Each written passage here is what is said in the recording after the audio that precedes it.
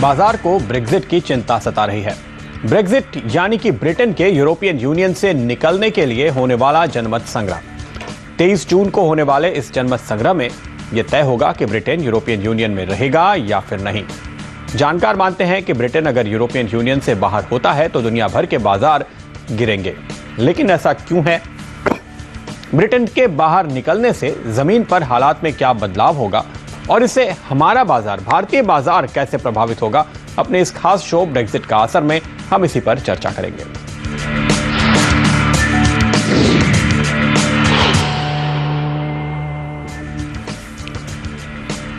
और हमारे साथ इस चर्चा में आज जुड़ रहे हैं HDFC सिक्योरिटीज के वीके शर्मा, एक्सिस बैंक के चीफ इकोनॉमिस्ट स्वागत भट्टाचार्य और IFA ग्लोबल के CEO अभिषेक गोयन का भी हमारे साथ जुड़ेंगे।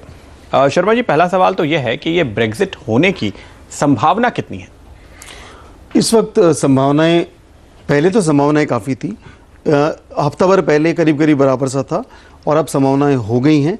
लेकिन कल जो एक लेबर MP का वहाँ पे जो दुखांत हुआ, उसकी वजह से थोड़ा सेंटिमेंट चेंज हो गया है, बिकॉज वो फेवर कर रही थी कि वहीं पे रहने के लिए। तो मेरे ख्याल से क्योंकि वो लीड बहुत ही कम थी, अब वो एक तो मोमेंटम जो एग्जिट वालों को बढ़ा रहा था वो रुकेगा, ऊपर से हो सकता है वो रिवर्स भी हो जाए, क्योंकि जनमत अभी इस तरह का बन सकता है और इस तरह का जो व्यू है कि इस तरह के इंसिडेंट्स का थोड़ा वैसा ही असर होता है जैसे हम अपेक्षा कर रहे हैं। ओके, लेकिन स्वागत, अगर आप देखते हैं इसको एक इकोनॉमिस्ट के तौर पे, तो क्या ब्रिटेन की इकोनॉमी के लिए ये अच्छा होगा या बुरा होगा अगर ब्रेक्जिट होता है? तो बहुत संभावना है कि बुरा होगा, क्योंकि ब्रिटेन, जैसे वो डेविड कैमरन के प्रधानमंत्री जो कह रहे थे कि Britain has the best of both the worlds. EU single currency union उस पे भी है, सिंगल मार्केट के सदस्य हैं, लेकिन not governed by many of the other regulations जो यूरोजोन के वगैरह हैं, वो रेगुलेशंस पे नहीं है। तो एक तो चीज़ है, बहुत सारे ट्रेड डिफेक्ट्स हैं। ब्रिटेन एक बहुत बड़ा इंटरनेशनल फाइनेंशियल सेंटर है, लंदन यूरोप से जुड़ा हुआ है, तो बहुत सारे इफ़ेक्ट्स आएंगे। और प्रॉब्लम है कि इस माहौल में, जहाँ पे ऐसे ही इमर्जिंग मार्केट्स में, यूरोप में, चाइना, अमेरिका, बहुत सारे अनसर्टनिटीज़ बने हुए हैं, एक और बड़ा झटका, बड़ा शॉक। तो फिर वहाँ पे इतना बड़ा जनमत इसके खिलाफ कैसे खड़ा हो गया है? प्रॉब्लम बहुत बेसिक है। पहले जो उनके तो ब्रिटेन के और कोई ऑब्लिगेशंस नहीं है, खाली एक यूरोपियन यूनियन के मेंबरशिप का एक रिक्वायरमेंट होता है कि free migration is free amongst the European union countries. तो दूसरे जो ईस्टर्न यूरोपियन कंट्रीज वगैरह है, वहाँ से बहुत सारे लोग ब्रिटेन में आए हैं। जो भी आप मैंने ये देख भी सकते हैं, जो भी लंदन में गया होगा, दूसरे शहर में गए होंगे, बहुत सारे ईस्टर्न यूरोपियन लोग वहाँ काम कर रहे हैं। As a result of which जो ब्रिटेन के वर्कर्स हैं वो परेशान है, वेजेस काफ़ी गिर गए हैं वगैरह। सो ब्रिटेन में भी बहुत दो टाइप का डिवीजन हो गया है, एक लंदन एंड साउथ ईस्ट में जो फाइनेंशियल सेंटर से जुड़ी हुई है, और दूसरे साइड में जो नॉर्थ और नॉर्थ वेस्ट में है, जहाँ पे वो पहले मैन्युफैक्चरिंग हुआ करता था। बहुत हाल ख़राब है। तो ये बहुत बड़ा डिवाइड हो गया है ब्रिटेन। ओके, तो यहाँ पर सबसे बड़ा मुद्दा शायद जनता को परेशान करने वाला यही नौकरी वाला ही होता है, तो वो एक सेंटिमेंटल इम्पैक्ट यहाँ पे दिखाई दे रहा है। इसका एक और चीज़ है कि ये कैमरून ने बोला है कि अगर ये जनमत ये कहता है कि हम स्टे करेंगे EU का पार्ट बन के ही, तो हो सकता है ये एक पोर्शन जो तंग कर रहा है उसको रिवीजन किया जा सके, कि उस पर कुछ कंट्रोल्स लगें कि आप रहो लेकिन थोड़े कंट्रोल्स के साथ। तो उस हद तक तो मेरे ख्याल से ये जब चीज़ है, ये शायद वो टिल्टिंग पॉइंट हो सकता है जो एग्जिट नहीं करने पे शायद लोगों को कन्विंस कर दे। ओके, तो डेविड कैमरॉन जब से आए हैं तब से उन्होंने काफ़ी सारी और भी चेंजेस करने की कोशिश की भी है और वो आगे बढ़ सकता है इनफैक्ट। लेकिन अगर हम ये देखें कि एक ब्रेक्जिट हो ही जाए शर्मा जी, तो क्या इम्पैक्ट पड़ेगा, किस तरह से पड़ेगा? सबसे पहले तो ये समझते हैं कि ब्रेक्सिट अगर होता है तो तकलीफ़ें दोनों को आएंगी, क्योंकि EU पॉलिटिकली बहुत ही वीक हो जाता है। 2 न्यूक्लियर पावर्स थे, ब्रिटेन और फ्रांस। ब्रिटेन चला जाएगा तो पॉलिटिकली EU की जो दबदबा है वो कम हो जाएगा। इकोनॉमिकली भी बहुत सारी चीज़ें हैं जो हेल्प करती हैं एक यूरोस बनने से। अब वहाँ के गुड्स ब्रिटेन जाएंगे, ब्रिटेन के गुड्स यूरोप मेनलैंड में आएंगे, तो वहाँ पे टैरिफ इश्यूज आ जाएंगे जो न सिर्फ फ्री ट्रेड बंद हो गया। हाँ, फ्री ट्रेड बंद हो जाएगा और दोनों की करेंसी गिरेगी, पाउंड भी और यूरो भी। ओके, दोनों ही कमजोर होंगे। पाउंड और यूरो दोनों कमजोर होंगे अंतर्राष्ट्रीय बाजार में, इस लिहाज से तो काफी उठापटक दिखेगी करेंसी मार्केट में। अभिषेक गोयनका हमारे साथ जुड़ चुके हैं। अभिषेक, किस तरह का इम्पैक्ट आप देखते हैं, कितनी गिरावट इन दोनों करेंसीज में और इसका फायदा किसको?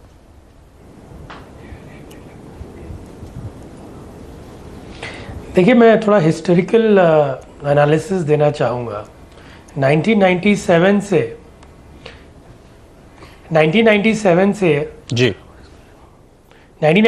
से जब मार्केट में ये रेफरेंडम्स हुए हैं, तब तक लास्ट 10 रेफरेंडम्स में 7 बार ये रेफरेंडम्स में यस वोट नहीं आया है। मेरी आवाज़ आ रही है? जी आ रही है, आप बोलिए प्लीज। हेलो। हाँ, तो सबसे बड़ी बात है कि ये जो 8-10% के लोग हैं जो हमेशा ये कहते हैं कि भाई हम डिसीजन नहीं ले पा रहे हैं। नॉर्मली हम कहते हैं कि जब लोग डिसीजन नहीं ले पाते हैं तो वो ये कहते हैं कि भाई हम स्टेटस को या अपनी कंफर्ट जोन को छोड़ना नहीं चाहते। तो इवन दो जो एग्जिट्स के जो नंबर्स आ रहे हैं वो ज़्यादा आ रहे हैं, ज़्यादा लोग छोड़ना चाहते हैं, किंतु वो जो अनडिसिसिव लोग हैं उनकी परसेंटेज को हम काउंट नहीं कर रहे हैं। तो ये एक एंगल से हमें देखना चाहिए कि last 70% of the time exits नहीं हुए हैं। इवन जो स्कॉटिश रेफरेंडम का इतना बड़ा कहानी हुआ था कुछ दिन पहले, हमें याद होगा जब रुपया कुछ 61-62 के आसपास था, तभी भी स्कॉटिश रेफरेंडम नहीं हुआ और पूरी मीडिया में चारों तरफ वो हेडलाइंस बन रही थी कि ये शायद हो जाए और बहुत बड़ी ग्लोबल कैटास्ट्रोफी। ये रेफरेंडम भी मेरी ये पर्सनल व्यू है कि शायद ब्रेक्सिट तो शायद ना हो। ओके, लेकिन अगर बात हुआ आती तो है क्या कि हुआ? अगर ये होता है तो चलो हमने चारों तरफ ये देख लिया। हाँ, तो अब अगर होता है तो अब देखते हैं कि भाई हिस्टोरिकली पाउंड कितना मूव किया है। तो स्कॉटिश रेफरेंडम के समय, रेफरेंडम के ठीक पहले और बाद में पाउंड की करेंसी में करीब 7% की मूव आई थी। तो 3-4% अप डाउन रेफरेंडम के पहले और करीब 3 से 4% डाउन रेफरेंडम के बाद। हम जिस लेवल्स पे आज बैठे हैं around 1.42 levels in the pound sterling, और अगर किस दिनों के लो हम देखें तो 1.38 के आसपास है। अगर हम चार्ट्स में देखें तो ये बहुत ही इंपॉर्टेंट सपोर्ट है। जल्दी से 1.38 मार्केट नहीं तोड़ेगा, ये मेरी एनालिसिस कहती है। दूसरी बात, जहाँ तक डॉलर रुपी का सवाल है, तो डॉलर रुपी में डेफिनेटली अगर ब्रेक्सिट हो जाता है, डॉलर में स्ट्रेंथ आ जाती है, चारों तरफ इंटरनेशनल मार्केट्स में मेहम होता है, बॉन्ड्स में पैसा जाएगा, यूएस में, जर्मन में यील्ड्स नीचे आएंगी, येन नीचे आ जाएगा, etcetera etcetera etcetera. But dollar rupee में जो हम मूवमेंट देख रहे हैं कि करीब मैं देख रहा हूँ कि अगर एग्जिट नहीं होता है तो 66.5 तक की मूव देख रहे हैं, और अगर एग्जिट हो जाता है तो करीब 68 तक की मूव डॉलर रुपी में संभव है। बट दैट डजंट मीन कि ये एक तरफा डेप्रिशिएट होता नजर आएगा। तो ब्रॉडली 66.5 से 68 की मूव की संभावना है। बट अगर ब्रेक्सिट नहीं होता तो डेफिनेटली 66.5 हम देख सकते हैं डॉलर रुपी में। ओके, तो आप कह रहे हैं कि कोई बहुत बड़ी हलचल नहीं होगी जहां तक डॉलर और रुपए का सवाल है, लेकिन अंतर्राष्ट्रीय बाजार में ये जो करेंसीज का फ्लक्चुएशन अगर होता है, अभिषेक, क्या कमोडिटी मार्केट और इक्विटी मार्केट पर इसका असर देखने को मिलेगा?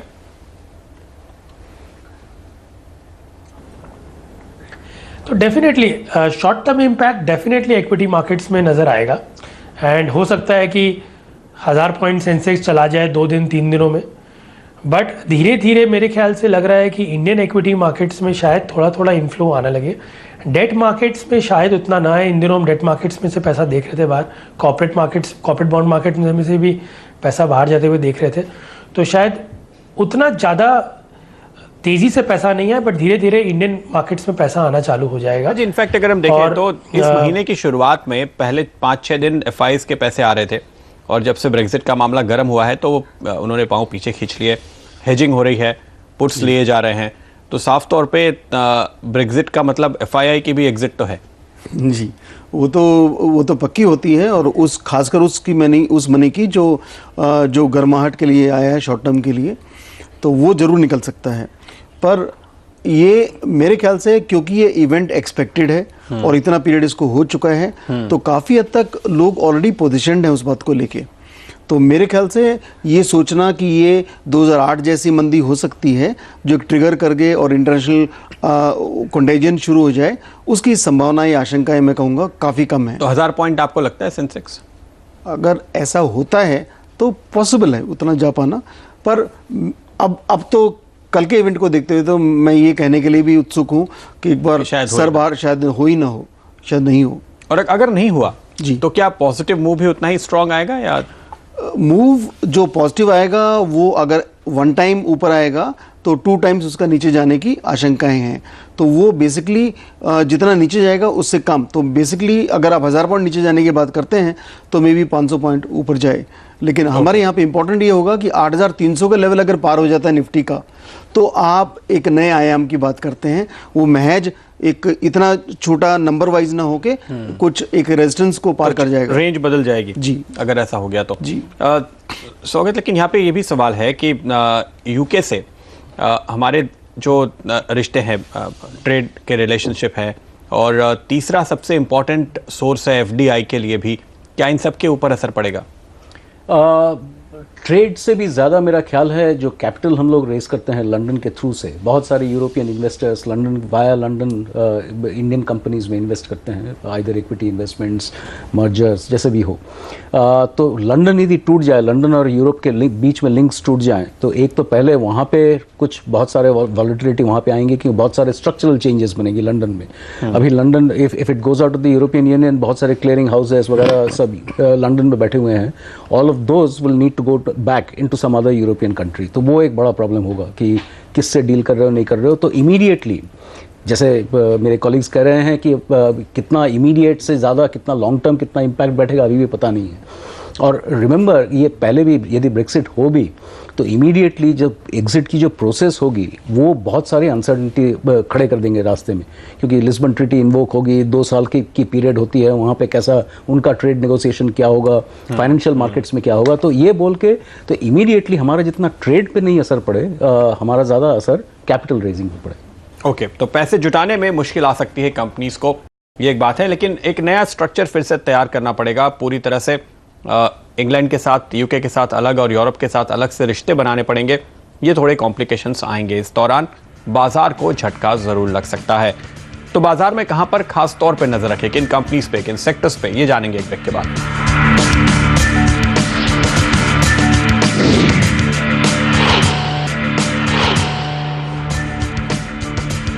स्वागत है आपका एक बार फिर ब्रेक्जिट पर हमारी इस खास चर्चा में।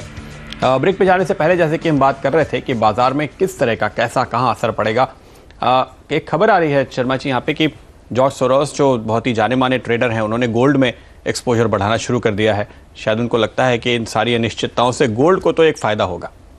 अनिश्चितताएं का फ़ायदा हम ये देख ही रहे हैं कि गोल्ड अपने करीब 22 महीने के हाई के आसपास घूम रहा है, और वो जब कभी भी, बिकॉज उस खेमे का जहाँ से मिस्टर सोरोस आते हैं, उनका ये मानना है कि जो सेंट्रल बैंक्स हैं वर्ल्ड के, वो निष्क्रिय हो गए हैं, वो इम्पोर्टेंट हो गए हैं अभी किसी प्रकार से करंट जो देखने में, और जो डेट है वो लगातार बढ़ रही है इंटरनेशनली, तो उसकी वजह से कभी न कभी बम फटेगा। अब उनकी जो रिस्क एपेटाइट है लंबे समय तक अपने उस पर खड़े रहने की, वो एक आम निवेशक के नहीं हो सकती। तो सोरोस को पीछा न करें, ये काफ़ी खतरनाक काम हो सकता है। और इन बड़े निवेशकों का ये भी पता नहीं होता कि whether they are talking their books और they want you to understand in that particular way. Okay, तो आप कह रहे हैं कि गोल्ड लेना अभी एक अच्छी बात नहीं होगी, समझदारी नहीं होगी?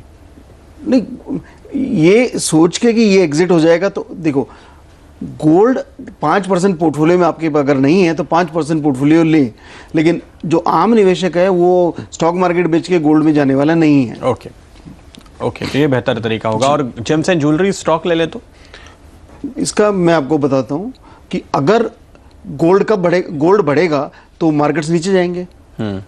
2008 के अंदर जब मंदी आई थी, गोल्ड की कीमत 51% बढ़ी थी प्रदीप उस एक साल में, और जो गोल्ड जेम्स एंड ज्वेलरी जो स्टॉक थे वो 70 से 90% गिरे थे। तो बिकॉज उनका संबंध मार्केट से होता है, गोल्ड से कनेक्शन है, लेकिन वो उसके लिहाज से नहीं चलेंगे, वो स्टॉक भी गिरेंगे। तो वो एक गलत रणनीति होगी वो गोल्ड के रिलेटेड स्टॉक्स में इन्वेस्ट करने की। ओके, और जो दूसरी बात ये कही जा रही थी कि तमाम जो एक्सपोर्टिंग कंपनीज हैं उनके ऊपर भी असर दिखाई देगा अगर डॉलर अप्रिशिएट होता है और रुपया उसके सामने डिप्रिशिएट होता है, तो ये एक स्ट्रैटेजी रखी जा सकती है, क्योंकि कई तरह के लिंक हैं। जी जी बिल्कुल, जैसे एक सेफ सा जो संबंध बैठता है, और ये इसमें कंडीशन ये है कि मार्केट कोई रिस्क ऑफ बिल्कुल में नहीं जाए, मोड में नहीं जाए, सिर्फ यूरोप रिलेटेड सेलिंग ही हो। तो आप देखेंगे कि आईटी के अंदर HCL सेफ नहीं है, मास्टेक बिल्कुल सेफ नहीं है, और TCS का भी वहाँ पे कंपोनेंट है यूरोप से आने वाले। इन्फोसिस का इनमें सबसे कम है यूरोप से। तो अगर आप ये कह रहे हैं कि डॉलर स्ट्रांग होगा और मुझे आईटी में एक्सपोजर चाहिए, तो इन्फोसिस रिलेटिवली सेफर बेट है। लेकिन अगर ये हो गया कि उसमें इंटरनेशनल में इंडिसेस बेचना शुरू कर दिए, तो इन्फोसिस भी उसका एक हिस्सा है। और डॉलर 2008-9 में करीब अप्रिशिएट हुआ था 35% प्रदीप, और हमारा जो इंडेक्स था आईटी का वो गिरा था 51%। फार्मा जो रिलेटिवली सेफ समझते हैं वो भी 40% गिरा था। तो ये रिस्क ऑफ के केस में नथिंग इज सेफ। देन हम ये सोचना कि यूरोप वाले ये स्टॉक्स पे ही देखना चाहिए, नहीं भैया, पूरे घर को संभालिए। ओके, जब सेलिंग हर तरफ आएगी तो किसी को फायदा होता है या नुकसान, या नहीं देखेंगे। लेकिन इंटरेस्टिंग बात यह भी है कि जिन लोगों ने लोन लिए हों यूरो या पाउंड में, उनका क्या होगा, ये जानेंगे एक ब्रेक के बाद।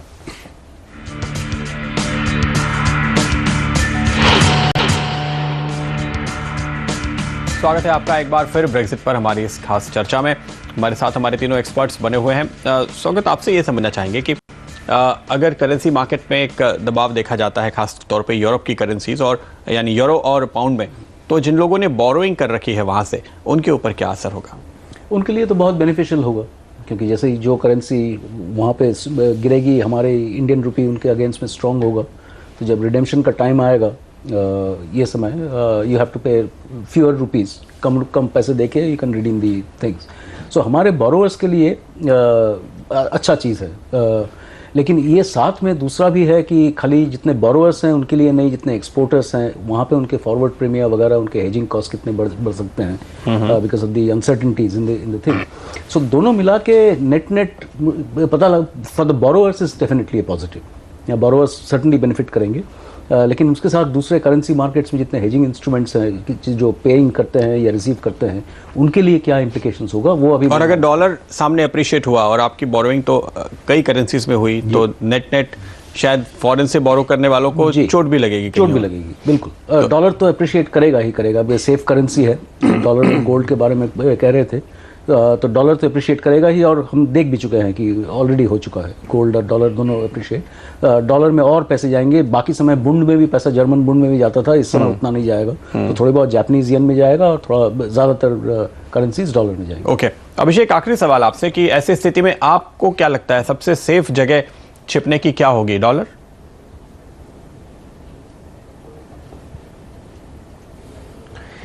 Definitely, I mean Japanese yen में बहुत पैसा जाएगा, and definitely US dollar, because US dollar is the safest, and US treasury bonds. तो US treasury bonds already 10 year low पे चल रहा है 1.61 पे, और वहीं पर पैसा जाएगा सबसे ज़्यादा। बट वो लोन वाली बात में हमें ये भी ध्यान देना पड़ेगा कि अराउंड 70 से 80% लोन जो है वो यूएस डॉलर्स में रहेंगे इंडियन कॉर्पोरेट्स के। तो अगर डॉलर में बहुत बड़ी स्ट्रेंथ आती है तो उनके पेमेंट्स महंगे होंगे। और जहाँ तक यूरो एंड पाउंड की सवाल है, तो वो बहुत हार्डली एनी लोन्स हैं जो कंपनीज ने यूरो एंड पाउंड में लोन्स लेके रखे हैं, और अगर लेके रखे भी हैं तो वो पोजीशंस काफ़ी हद तक ओपन है, क्योंकि वोलेटिलिटी है, जो कॉस्ट है ऑफ हेजिंग वो लास्ट कुछ दिनों से इतनी बढ़ चुकी है कि कोई भी कॉर्पोरेट उसे हेज नहीं करना चाहता। तो जैसे उन्होंने कहा कि वे डेफिनेटली अगर उनके लोन्स यूरो एंड पाउंड में है तो डेफिनेटली वो एक बेनिफिशियरी रहेंगे अगर ये नीचे जाता है। किंतु ये भी बहुत बड़ी संभावना है कि अगर ब्रेक्सिट ना हो तो कम से कम 700 से 800 पॉइंट पाउंड स्टर्लिंग आगे बढ़ सकता है 2 या 3 दिनों में ना हो तो वो एक सिचुएशन आती है। तो अगर उनकी पेमेंट्स इमीडिएटली हैं, वक्त हमारे पास काफी कम है शर्मा जी, लेकिन जाते जाते क्या कुछ अपॉर्चुनिटीज आते हुए भी आप देखते हैं कंपनीज के लिए? देखिए, मेरे ख्याल से ये कि अगर इन्हीं कारणों से यही स्टॉक, टाटा मोटर्स जैसे स्टॉक नीचे मिलते हैं तो उनको बाकायदा लेना चाहिए। ऊपर से अगर ये ब्रेक्सिट होता है तो सॉफ्टवेयर कंपनीज, जहाँ पे एक तरफ उनको डॉलर और वो कम मार पड़ेगी, लेकिन उनका बिजनेस भी बढ़ सकता है। नए एनवायरनमेंट के लिए उनके लिए प्रोडक्ट्स बनाने पड़ेंगे, सॉफ्टवेयर तैयार करना पड़ेगा, जो अपने आप में एक अपॉर्चुनिटी है। ओके, यानी एनीवेज आप गिरावट में खरीदारी की राय दें। जी। चलिए, बहुत बहुत शुक्रिया आप तीनों का हमारे साथ जुड़ने के लिए। नमस्कार।